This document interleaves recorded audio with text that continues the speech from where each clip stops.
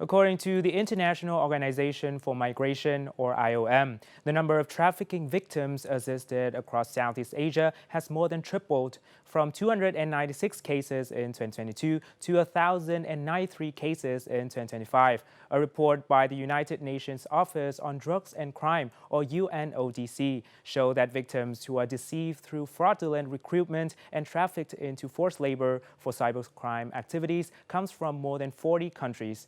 In 2025, data from Blue Dragon indicated that most Vietnamese victims originated from the Central Highlands and the Northern Midland and mountainous regions, accounting for 32.3% and 23.1% respectively.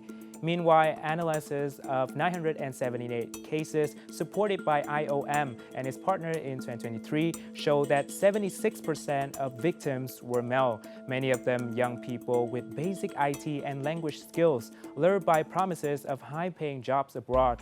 The situation presents significant challenges to combating human trafficking online, demanding close international coordination.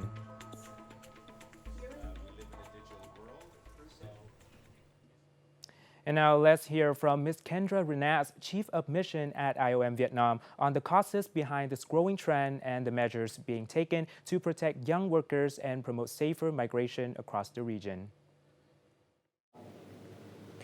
Thank you so much for joining us. Could you share some insights on the current situation of human trafficking for forced online scams in Southeast Asia in general and in Vietnam in particular?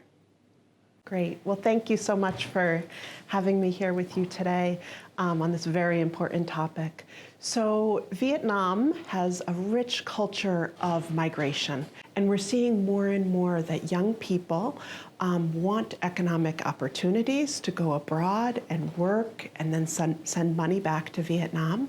And also, this is a group that uses the internet and is heavily dependent on social media to get their news. So scammers are using online platforms such as Facebook, Zalo, Instagram, TikTok to offer individuals jobs that are very attractive. So they are illegally migrating, and then they go to a different country, and then they are forced to scam other people online. So it's a huge and growing problem that we have seen from Vietnam, Asia, and all around the world as well.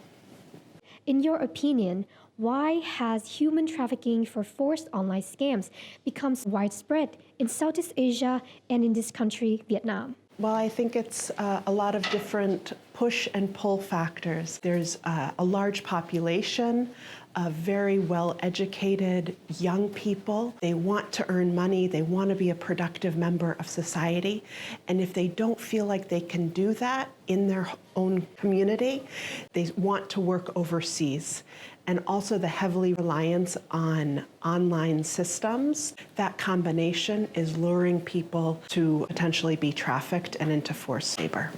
What recommendations would you offer to help Vietnam promote safer, more orderly, and legal migration in the future? Well, there's a lot of different things that Vietnam is already doing very well and can continue to do. So IOM partners with the government of Vietnam in a variety of ways. The first way is prevention, and that's very important. So creating awareness about trafficking and irregular migration is very important, especially targeting the young people who are falling victim to this. So we work with Ministry of Women, Ministry of Public Security to help raise awareness and reach out. Additionally, it's very important that young people have the tools and the skills to be able to choose to migrate or choose not to migrate. So IOM, along with other government ministries, is working to support Vietnam's young people to have the skills to fill jobs in Vietnam. It's also very important for the law enforcement, immigration, border guards, to be equipped with the tools to identify scammers and identify victims. It's very important that the Vietnamese government support them to reintegrate back into their communities. So Vietnam has taken a lot of good efforts to do this, and also to teach others what they're doing. The Hanoi Cyber Convention is a great credit to Vietnam that it's being held in Hanoi, the first time that Vietnam is a leader of a convention. So that shows that Vietnam does have the trust of the international community and can continue to be a leader on this front. Thank you so much for joining us today.